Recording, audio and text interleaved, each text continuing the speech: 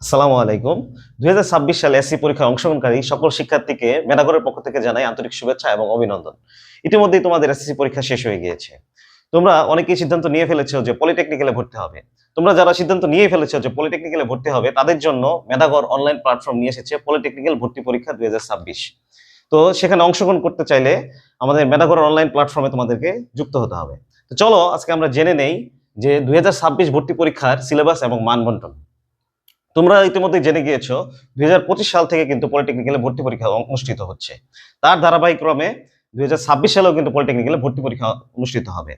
চলো দেখে নেই আমাদের কোন কোন বিষয় থেকে পরীক্ষা অংশগ্রহণ করতে হবে বা কোন কোন বিষয় থেকে আমাদের প্রশ্ন আসবে। প্রথম যে বিষয়টা থেকে প্রশ্ন আসবে সেটা হচ্ছে বাংলা। তো বাংলায় কত নম্বর থাকবে? বাংলায় থাকবে ১০। তারপরে যে বিষয়টা আমাদের পরীক্ষায় অংশগ্রহণ করতে হবে ইংরেজি। ইংরেজিতে কত থাকবে? ১০। এবং খুব ইম্পর্টেন্ট একটা পার্ট সেটা হচ্ছে গণিত।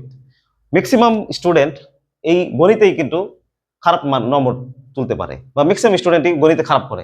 তো চলো গণিতে কত নম্বর থাকবে? গণিতে থাকবে ২০।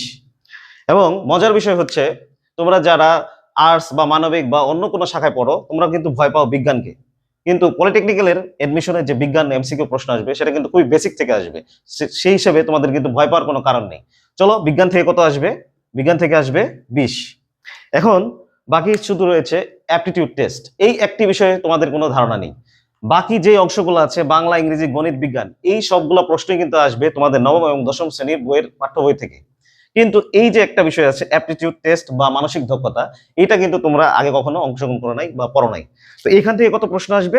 এখান থেকে প্রশ্ন আসবে ১০। এই হচ্ছে মোট মোট নম্বর হচ্ছে ৭০। ৭০ নম্বরে আমাদের কিসে অংশগ্রহণ করতে হবে? এমসিকিউতে। আর বাকি থাকবে কত? বাকি থাকবে হচ্ছে ৩০। এই ৩০ নম্বর কিসে কিসে আসবে? এই ৩০ নম্বর আসবে তুমি এসএসসি তে যত জিপিএ পেয়েছো তার উপর ভিত্তি করে। তো আশা করছি যে তোমরা বুঝতে পেরেছো যে পলিটেকনিক ভর্তি পরীক্ষার সিলেবাস। চলো এখন আমরা দেখে নেই কোন কোন বিষয় থেকে কোন কোন টপিকস আমাদের পড়তে হবে। যেরকম প্রথমে আছে আমাদের বাংলা।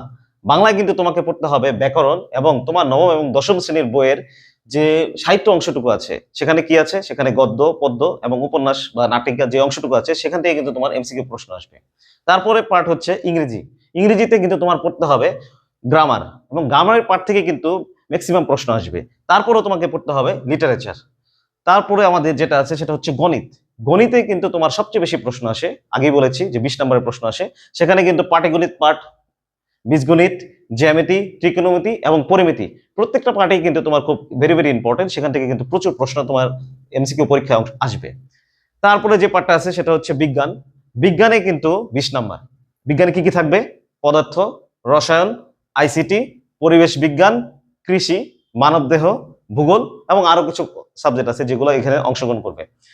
সর্বশেষ যেটি আছে সেটি হচ্ছে অ্যাপটিটিউড টেস্ট। এখান থেকেও কিন্তু ১০ নম্বরের এমসিকিউ প্রশ্ন আসবে।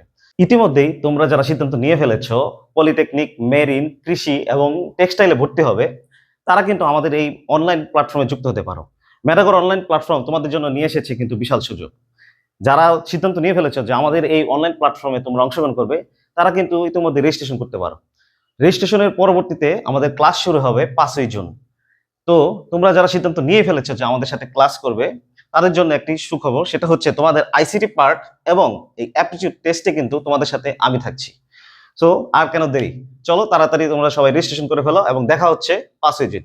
ধন্যবাদ সবাইকে।